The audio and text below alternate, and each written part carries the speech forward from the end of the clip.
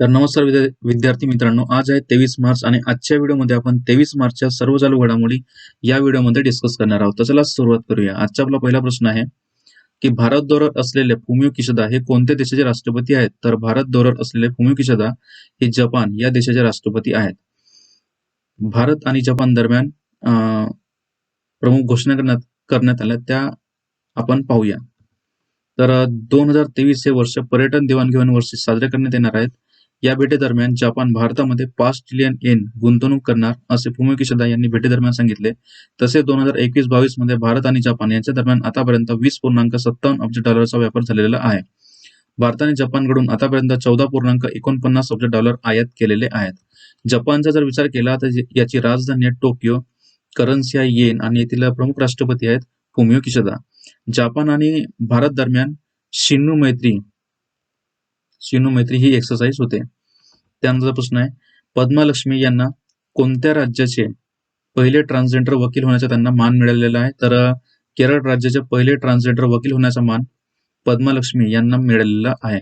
केरळचा जर विचार केला तर याची राजधानी आहे तिरुवनंतपुरम, मुख्यमंत्री आहेत पिनराई विजयन, राज्यपाल आहेत आरिफ मोहम्मद खान. प्रमुख नॅशनल पार्कचा जर विचार केला तर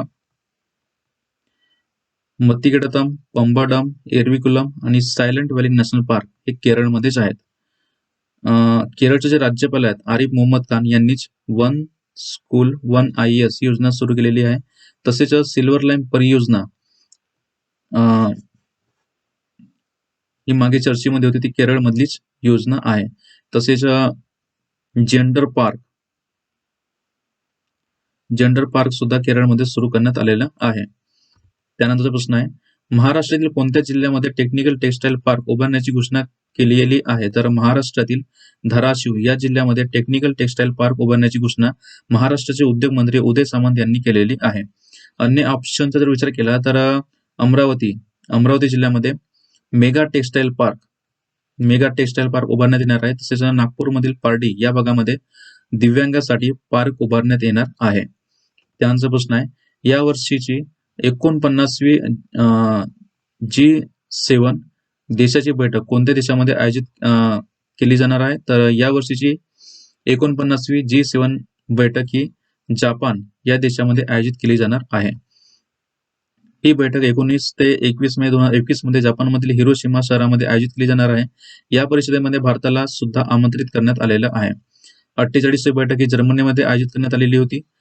G7चा जर विचार केला तर ग्रुप ऑफ 7 यामध्ये एकूण 7 देश आहेत. Canada, France, Germany, Japan, Italy, America आणि युरोपियन युनियन असे एकूण 7 देश या G7 मध्ये आहेत. याचे मुख्यालय वॉशिंग्टन DC मध्ये आहे आणि याचे अध्यक्ष चार्ल्स मिशेल आहेत. ठीक आहे. त्यानंतर प्रश्न आहे, कोणत्या राज्यामध्ये पखाल दिवस हा साजरा करण्यात येतो? तर ओडिसा या राज्यामध्ये पखाल दिवस साजरा करण्यात येतो. पखाल या पारंपरिक खाद्यपदार्थाचा प्रसार करण्यासाठी हा दिवस साजरा करण्यात येतो. ओडिसाचा जर विचार केला तर याची राजधानी भुवनेश्वर आणि मुख्यमंत्री आहेत नवीन पटनायक. ओडिसामध्येच फिफा वर्ल्ड कप खेळण्यात आलेलं होतं आणि येथील विजेती टीम होती जर्मनी.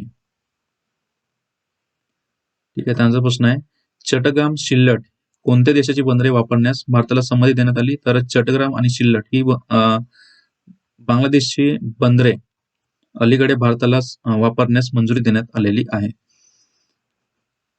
भारत ही या बंदराचा उपयोग करणारच आहे, परंतु या बंदराच्या माध्यमातून चीनच्या हालचालीकडे सुद्धा या बंदराच्या माध्यमातून लक्ष देण्यात म्हणजे यांच्या हालचालीवर लक्ष ठेवता येणार आहे. त्यामुळे ही बंदरे भारतासाठी महत्वाची आहेत. बांगलादेशचा जर विचार केला तर याची राजधानी आहे ढाका, करन्सी आहे टका, येथील प्राईम मिनिस्टर आहेत शेख हसीना आणि भारत आणि बांगलादेश यांच्या दरम्यान संप्रती ही एक्सरसाइज होते.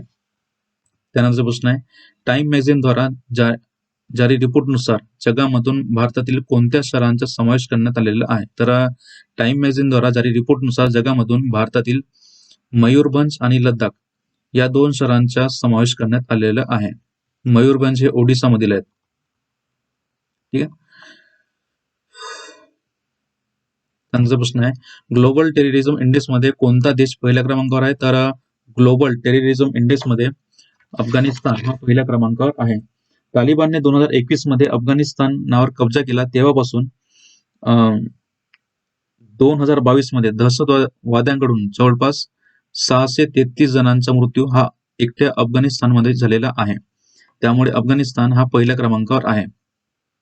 दुसऱ्या क्रमांकावर बुर्किना फासो, तिसऱ्या क्रमांकावर सोमालिया, चौथ्या क्रमांकावर माली आणि 5व्या क्रमांकावर सिरिया हे देश आहेत.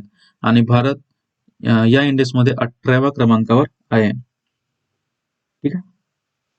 त्यानंतर प्रश्न आहे, जारी करण्यात आलेल्या रिपोर्टनुसार हॅपीनेस इंडेक्समध्ये कोणता देश पहिल्या क्रमांकावर आहे? तर जारी करण्यात आलेल्या रिपोर्टनुसार हॅपीनेस इंडेक्समध्ये फिनलँड हा 6व्यांदा पहिल्या क्रमांकावर आहे आणि भारत या इंडेक्समध्ये 126व्या क्रमांकावर आहे. मागच्या वर्षी हॅपीनेस इंडेक्समध्ये भारत हा 136व्या स्थानावर होता. ठीक आहे. त्यानंतर प्रश्न आहे, कोणता नाटो देश युक्रेनला MiG-29 युद्धविमान देणार आहे? तर पोलंड हा नाटो देश युक्रेनला MiG-29 युद्धविमान देणार आहेत. नाटो म्हणजेच नॉर्थ अटलांटिक ट्रीटी ऑर्गनायझेशन याची स्थापना झाली होती 1949 मध्ये. हेडक्वार्टर आहे ब्रुसेल्स, बेल्जियम मध्ये. ठीक आहे. त्यानंतर प्रश्न आहे, आंतरराष्ट्रीय वन दिवस म्हणून कोणता दिवस साजरा करण्यात येतो? तर आंतरराष्ट्रीय वन दिवस म्हणून 21 मार्च हा दिवस साजरा करण्यात येतो आणि याची आजची थीम होती वन आणि स्वास्थ्य.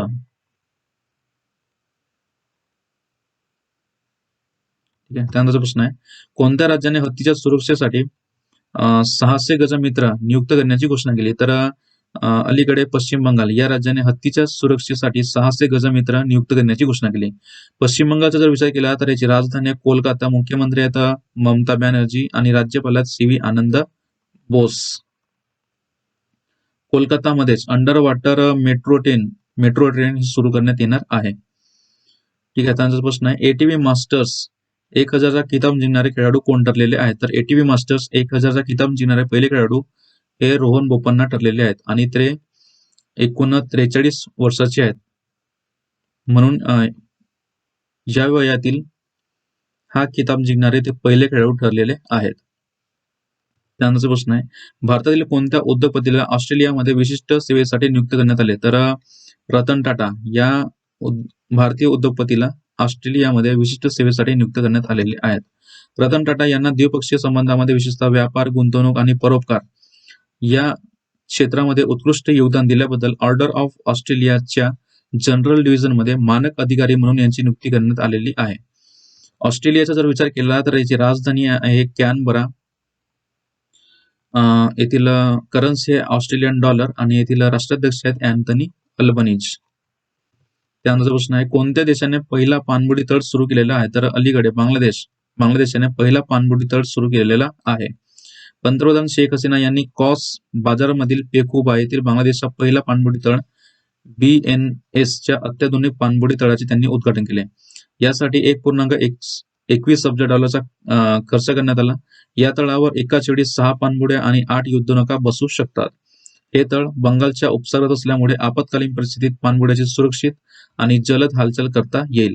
बांगलादेश सरकारने पाणबुडी तळाच्या बांधकामासाठी सप्टेंबर 2019 मध्ये चीन सोबत हा करार केलेला होता. ठीक आहे. बांगलादेशचा जर विचार केला तर याची राजधानी आहे ढाका, करन्सी आहे टका, प्राईम मिनिस्टर आहेत शेख हसीना. ठीक आहे. तर हे होते आजच्या दिवसाचे महत्वाचे प्रश्न. काल जो मी तुम्हाला प्रश्न विचारला होता की भारताचे नवे हॉकी प्रशिक्षक म्हणून कोणत्या व्यक्तीची नियुक्ती करण्यात आली, तर याचा राईट आन्सर होता क्रेग फुलटन. आज तुमच्यासाठी प्रश्न आहे, कोणत्या व्यक्तीला संगीत कला पुरस्काराने सन्मानित करण्यात आलेलं आहे? तर याचा राईट आन्सर तुम्हाला कमेंट बॉक्समध्ये द्यायचा आहे. व्हिडिओ जर आवडला असेल तर लाईक करा, शेअर करा आणि सबस्क्राईब करायला विसरू नका. आजच्यासाठी एवढंच. खूप खूप धन्यवाद.